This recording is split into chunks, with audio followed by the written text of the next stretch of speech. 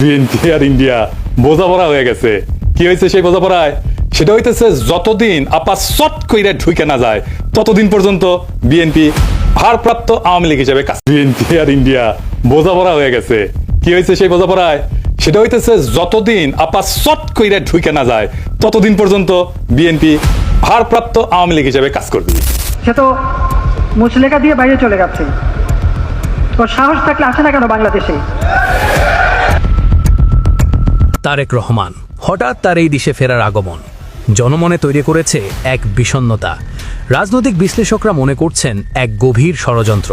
এই তো কয়েকদিন আগেই বেগম জিয়ার অসুস্থতায় তিনি বলেন, দেশে ফেরে আমার নিজস্ব মতামতের উপর কোনো গুরুত্ব নেই। তাহলে প্রশ্ন উঠেছে, হঠাৎ মাত্র 10 থেকে 15 দিনের ব্যবধানে কি এমন হয়ে গেল যে তিনি দেশে ফেরার পথে রওনা হলেন? জানতে হলে চোখ রাখুন সম্পূর্ণ ভিডিওতে।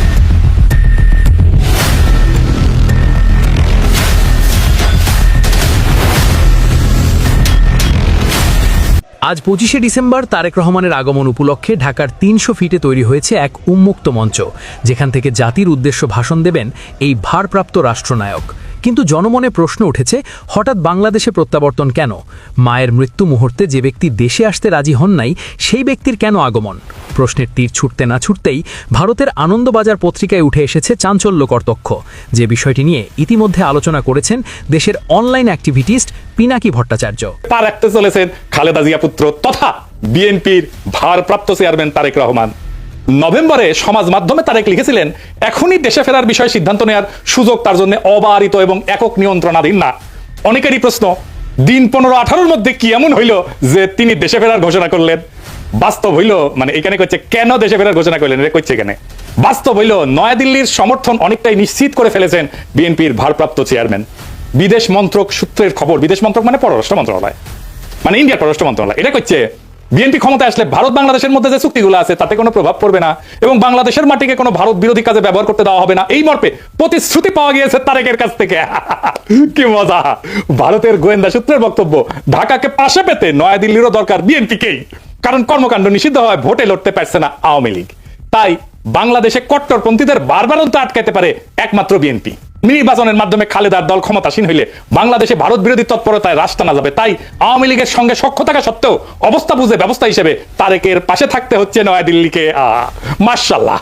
এছাড়া উক্ত পত্রিকায় উঠে এসেছে, ভারতের সাথে একমাত্র সুসম্পর্ক বজায় রাখতে পারে বিএনপি এবং মুক্তিযুদ্ধ সম্পর্ককারীরা। তাই জনমনে প্রশ্ন উঠেছে, ভারত যেহেতু শেখ হাসিনাকে জায়গা করে দিয়েছে আর সে দেশের পত্রিকা থেকেই এমন বক্তব্য প্রকাশের পর আর দ্বিতীয় কোনো প্রশ্নই থাকতে পারে না যে শেখ হাসিনার নির্দেশ পেয়েছেন তারেক রহমান। অর্থাৎ তারেক রহমানের প্রতি সহনশীল হয়েছেন শেখ হাসিনা, কারণ তিনি চান না এদেশ মুক্তিযুদ্ধ বিরোধী কোনো শক্তির কাছে যাক। তবে এছাড়াও জামাতের এক সদস্য ইতিমধ্যে গণমাধ্যমের এক সাক্ষাৎকারে বলেন, যে ব্যক্তি মায়ের অসুস্থতায় দেশে আসতে রাজি হন নাই, নিজের ব্যক্তিগত কোনো মতামতের গুরুত্ব নাই বলেছিলেন, সে ব্যক্তি মাত্র 10 থেকে 15 দিনের ব্যবধানে কিভাবে দেশে ফিরছেন? এমন প্রশ্নে তিনি হাদি হত্যাকেও জড়িয়ে দিয়েছেন। জিয়াউর রহমানের সুসন্তান লন্ডনে বসে যখন বললেন যে বাংলাদেশে ফেরত আসার সিদ্ধান্ত আমার একার না, আমি জানি না যিনি নিজের দেশে আসার সিদ্ধান্ত একা গ্রহণ করতে পারে না, তার ঠিক 12-13 দিনের মাথায় যেদিন শহীদ ওসমান হাদিকে গুলি করা হলো, সেদিন সন্ধ্যায় কারা তাকে সিদ্ধান্ত দিয়ে দিল যে এবার নিজের পায়ে দাঁড়াতে হবে, এবার আপনি বাংলাদেশে ফেরত যান।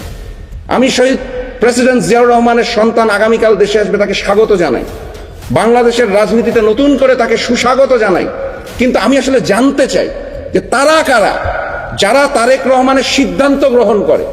কেন আনন্দবাজার পত্রিকার মধ্যে হেডলাইন করা হয় যে খালেদা পুত্র সম্বল নাকি এই মুহূর্তে হিন্দুস্তান?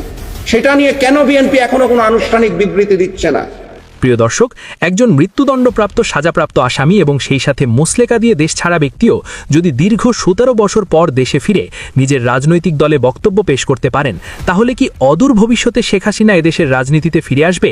এবং সেই সাথে ইতিমধ্যে শেখ হাসিনার ইন্ধন পেয়ে কি তারেক রহমান দেশে ফিরছে? এ বিষয়ে আপনার মূল্যবান মন্তব্যটি অবশ্যই কমেন্ট করতে ভুলবেন না। ধন্যবাদ। SA News 24H।